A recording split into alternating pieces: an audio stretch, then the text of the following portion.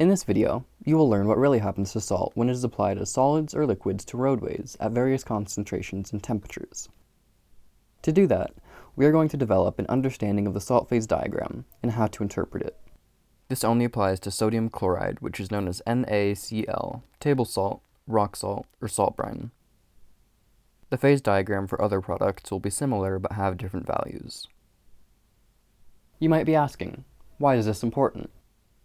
By understanding the salt phase diagram, we can answer the following questions and, most importantly, relate the information to our real-world field operations. How did temperature and concentration affect salt brine performance?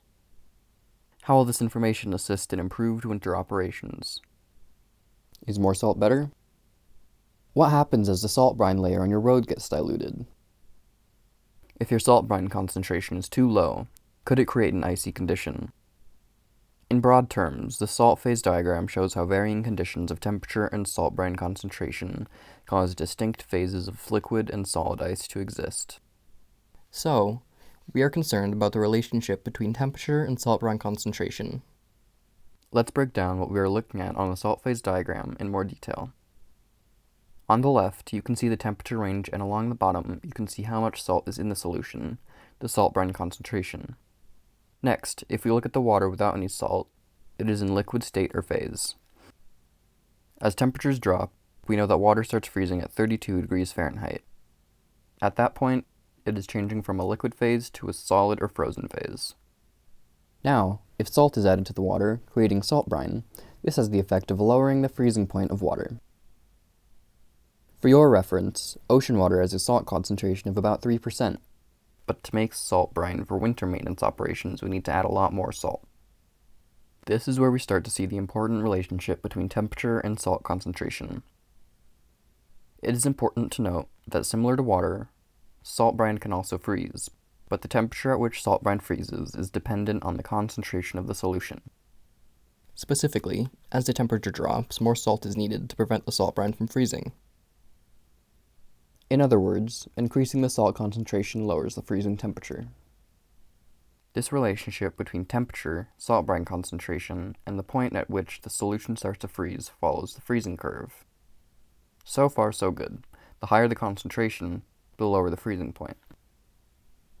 Now, when we look at the phase diagram, due to the addition of salt, we can see the distinct phase above the freezing curve where the salt brine remains liquid. Ice begins forming below the freezing curve. So if more salt is added, the freezing temperature just keeps going down, right? The answer is no. The fact is, there is a point at which salt brine can no longer prevent ice from forming, regardless of how concentrated the solution is. This is a critical point on the salt phase diagram. It is the lowest temperature at which salt brine will prevent the solution from freezing, and is known as the eutectic point of salt brine. The eutectic point is at a temperature of -6 degrees Fahrenheit with a salt concentration of 23.3%. This is equivalent to 2.54 pounds of salt being added to 1 gallon of water and fully mixed.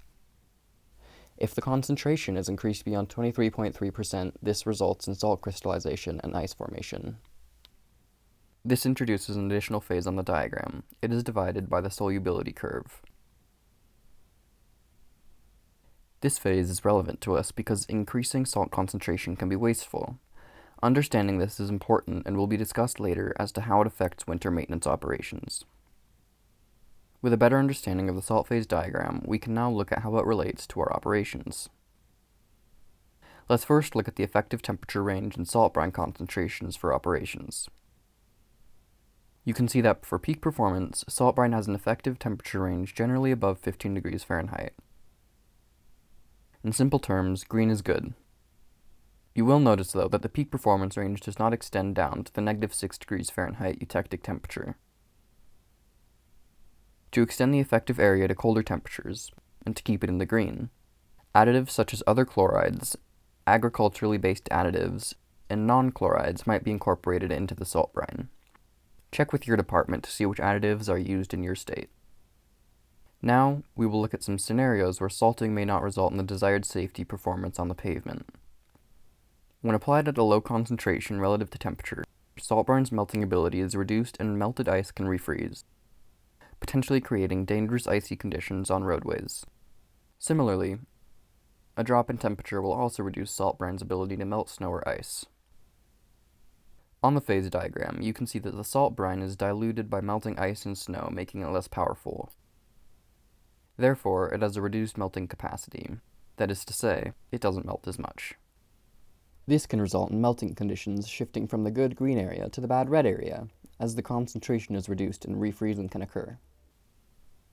When temperatures are too low, no concentration of salt brine will work to melt ice. It simply will not work. If you increase the salt brine concentrations past 23.3%, salt and ice crystals will start to form. If an oversaturated solution is created at 40 degrees Fahrenheit, the excess salt will come out of the solution when the temperatures drop. Salt crystals will form. This is wasteful. Over-application of solids that do not go into the solution are wasted and cast off the road. If it doesn't go into solution, it is wasted. Having built an understanding of the phase diagram and seeing how it relates to real-world operations, we can now answer the questions that were posed at the beginning of the video. How do temperature and concentration affect salt brine performance? The optimal brine concentration is near 23.3%, which helps the brine stay in its liquid form until the temperature drops below -6 degrees Fahrenheit. In practice, once applied onto the pavement, the brine will likely experience dilution by snow and ice. That is why the effective temperature of the salt brine is typically at or above 15 degrees Fahrenheit. How will this information assist in improved winter operations? If the salt brine is made too diluted, weak, then the pavement surface will more likely experience refreezing. Even if the salt brine is made at the optimal concentration, dilution will occur on the pavement over time, and reapplication will be needed. Is more salt better? No. Increasing the salt brine concentration beyond 23.3% will not help melt more snow or ice. What happens as the salt brine layer on your road gets diluted? As the salt brine layer dilutes, it becomes less effective at melting snow and ice. It has reduced performance at the applied temperature and could refreeze, creating slippery or icy conditions. Pay close attention to dilution. Reapplication may be needed. If your salt brine concentration is too low, could it create an icy condition? Yes. In conclusion, green is good. This is where you will see peak melting performance.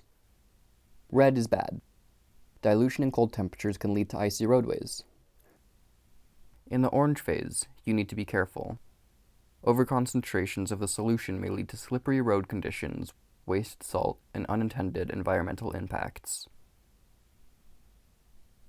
Thank you for taking the time to watch this video.